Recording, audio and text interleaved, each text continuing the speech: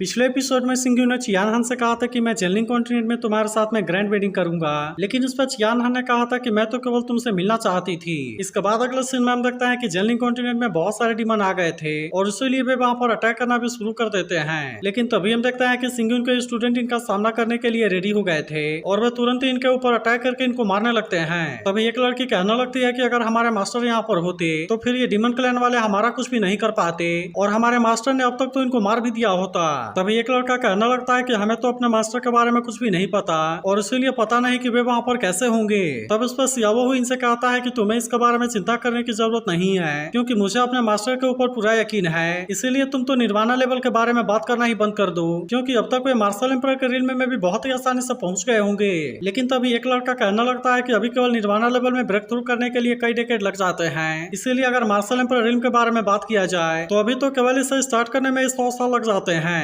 मगर अभी भी हम देखते हैं कि सियावो को सिंगुन के ऊपर पूरा यकीन था, इसीलिए वो कहने लगता है मैंने देखा है कि मेरे मास्टर को सिफेंग सिटी में अबैंडन कर दिया गया था, लेकिन इसके बाद भी वे केवल 10 साल में पूरे जेलिंग कॉन्टिनेंट में सबसे स्ट्रॉन्गेस्ट फाइटर बन गए और यही वजह है कि मुझे उनमें पूरा यकीन है। लेकिन तभी हम देखते हैं कि डिमन भी काफी अग्रेसिव होने लगते हैं और वे तुरंत इनके ऊपर अटैक करने के लिए आने लगते हैं। लेकिन इसके बाद भी हम देखते हैं कि इनको इसके बारे में कोई भी चिंता नहीं होती और वे सभी फिर से इनका सामना करने के लिए रेडी हो जाते हैं। तभी इसे भी हम देखता है कि यहाँ पर और भी डिमन आने लगे थे, लेकिन तभी एल्डरलिन अपने लाइटनिंग पावर का यूज करके इसे मार देता है और कहने लगता है कि एंशिएंट स्टार डैमेज हो गया है, इसीलिए ये डिमन और मॉन्स्टर यहाँ पर आ रहे हैं। तब इस पर एल्डर मो कहने लगता है कि अगर एंशिएंट स्टार रोड को रिपेयर नहीं किया गया तो फिर इन मॉन्स्टर को यहाँ पर आने से कोई भी नहीं रोक सकता और इसीलिए कुछ ही टाइम में यह जेलिंग कॉन्टिनेंट पूरी तरह से हेल बन जाएगा।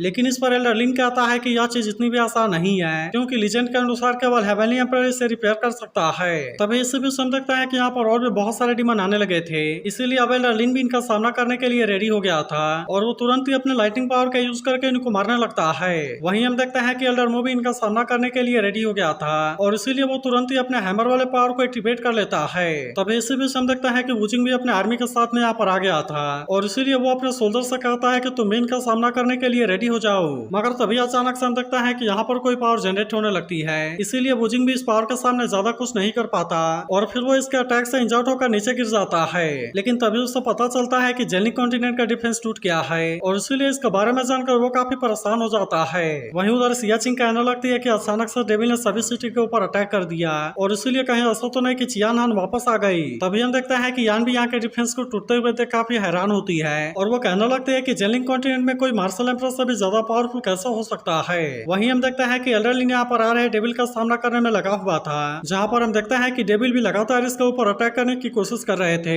लेकिन इसके बाद भी एल्डरलिन इतना आसानी से इनके सामने हार मानने वाला नहीं होता और वो फिर से अपने पावर का यूज करके इन पर अटैक करने के लिए जाने लगता है। तब इससे देख एल्डर मो भी इसका साथ देने के लिए रेडी हो गया था और इसीलिए वो भी अपने हैमर को लेकर इन पर अटैक करने के लिए चला जाता है। लेकिन तभी अचानक से हम देखता है कि कोई पावर डेविल को मार देती है, जिससे देख एल्डर लिन कहता है कहीं ऐसा तो नहीं कि डेविल का सुप्रीम एम्पर भी अब यहाँ पर आ गया।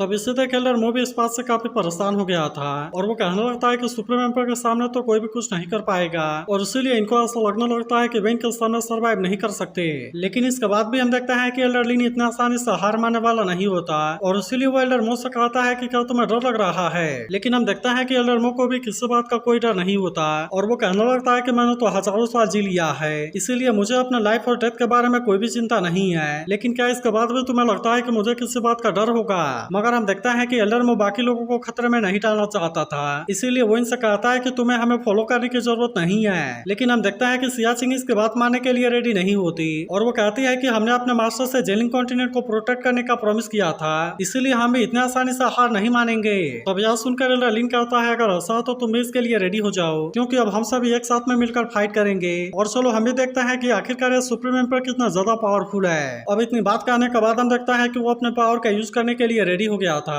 और फिर वो बाकी लोगों से भी कहता है कि तुम भी अपने पावर का यूज करके मेरी हेल्प करो ताकि हम जेलिंग कॉन्टिनेंट को प्रोटेक्ट कर सकें। तब इसके बारे में सुनकर वे भी इसके लिए पूरी तरह से रेडी हो गए थे, जिसके बाद हम देखता है कि वे सभी भी अपने अपने पावर का यूज करके एल्डर लिन की हेल्प करने लगते हैं और इसीलिए एल्डर लिन अपने पावर का यूज करके अटैक करने के लिए जाने लगता है। वहीं हम देखता है कि एल्डर मो भी इसमें पीछे रहने वाला नहीं होता और इसीलिए वो भी अपने हैमर वाले पावर को एक्टिवेट करके अटैक करने के लिए चला जाता है। लेकिन अभी भी हम देखते हैं कि वे दोनों इसके पावर के सामने कुछ भी नहीं कर पाते और उसने अपने पावर का यूज करके इनको बहुत ही आसानी से पीछे धकेल दिया था। लेकिन इसके बाद भी हम देखता है कि एल्डर लिन और एल्डर मो इतना आसानी से हार मानने वाले नहीं होते और इसीलिए वे दोनों फिर से अपने पावर पावर का यूज करके अटैक करने के लिए जाने लगते हैं। मगर तभी हम देखते हैं कि यह कोई और नहीं बल्कि सिंग्यून है और इसीलिए वो अपने पावर का यूज करके इनको बहुत ही आसानी से रोक देता है। इसके बाद वो इनसे कहता है कि हम तो काफी टाइम से नहीं मिले, जिसके बाद हम देखते हैं कि एल्डरलिन और एल्डरमो दोनों ही इस बात से हैरान हो गए थे। फिर अगले सीन में हम देखते हैं कि वे सभी सिंग्यून से मिलने के लिए आ गए थे, जहाँ पर कि सियाओ तुरंत ही सिंग्यून के गले से आकर लग जाता है।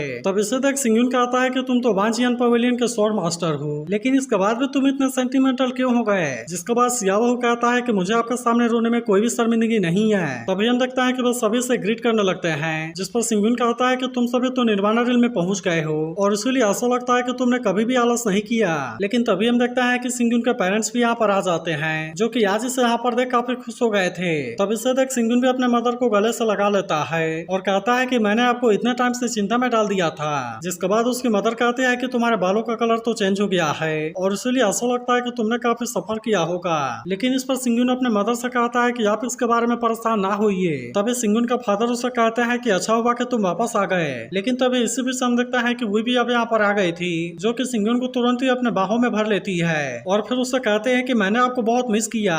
जिसके बाद हम देखता है कि सिंग्यून भी इससे सॉरी कहता है, क्योंकि इसने काफी लंबे टाइम से इनको वेट कराया था। तब इस पर वही कहते हैं कि मेरे लिए भी आप दोनों का वेट करना काफी मुश्किल था। जिसके बाद सिंग्यून से कहता है कि अब तुम्हें चिंता करने की जरूरत नहीं है, क्योंकि मैं अब से तुम सभी के साथ ही रहूंगा। इसी के साथ वो इनसे कहता है कि मैंने एंशिएंट स्टार रोड को भी रिपेयर कर दिया है और इसीलिए अब से यहाँ पर कोई भी डीमन नहीं आएंगे। तब इसके बारे में सुनकर सियाओ इस बात से काफी खुश हो जाता है। लेकिन तभी हम देखता है कि सिंग्यून इनसे कुआनी और बाइली कुआन सिंह के बारे में पूछने लगता है, क्योंकि वे इसे कहीं पर भी नजर नहीं आ रहे थे। तब इस पर एल्डरमो कहता है कि उन्होंने चियानकुन कॉन्टिनेंट में जाने के लिए एंशिएंट स्टार रोड का यूज किया था, लेकिन उसके बाद उनके साथ में क्या हुआ हम इसके बारे में नहीं जानते। जिसके बाद सिंग्यून कहता है कि एंशिएंट स्टार रोड को रिपेयर करते समय मुझे 2 डैमेज मिले थे और इसीलिए ऐसा लगता है कि वे दोनों वहां से डीमन के टेरिटरी में चले गए होंगे। तभी अचानक से देखता है कि वो जिंग सिंग्यून के ऊपर अटैक करने की कोशिश करता है, लेकिन सिंग्यून ने इसके अटैक को बहुत ही आसानी से रोक लिया था। तब इसे देख वुजिंग कहने लगता है कि तुम्हारे पावर तो काफी बढ़ गई है, क्योंकि तुमने केवल एक ही फिंगर से मेरे इतने पावरफुल अटैक को रोक दिया और इसीलिए तुम तो सच में सुप्रीम एम्पर बन गए हो। तभी एल्डरलिन कहता है कि अब तो सब कुछ नॉर्मल हो गया है और इसीलिए आज रात हमें ड्रिंक करना चाहिए। जिसके बाद हम देखता है कि सभी लोग भी इसके लिए पूरी तरह से रेडी हो गए थे और रात में सियाओ भी ड्रिंक करने लगता है। तब इससे तक सियाचिंग कहती है कि यह सब तो ठीक है, लेकिन तुम अपने शॉर्ट मूव को 100 बार प्रैक्टिस करने के बारे में ना भूलना।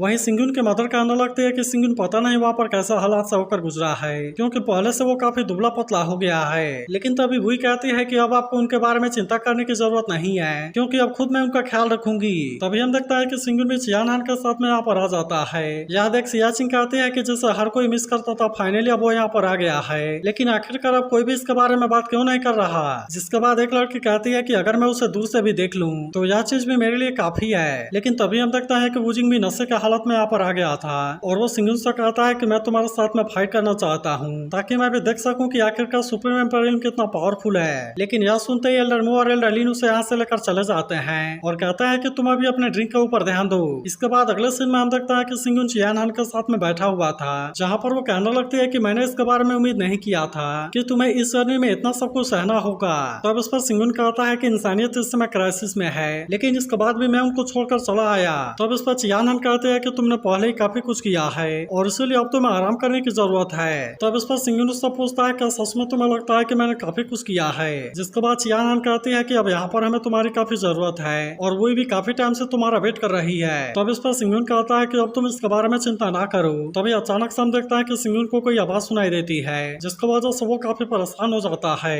लेकिन तभी उसे पता चलता है कि यह तो असल में डी टियानी है और इसीलिए इसके बारे में जानकर वो काफी परेशान हो गया था। तो अगर एक्सप्लेनेशन अच्छी लगी हो तो इस वीडियो को लाइक और उस पर एक प्यारा सा कमेंट जरूर कर देना और अगर आप इसके अगले एपिसोड के लिए भी एक्साइटेड हो तो इसके बारे में जरूर बताना।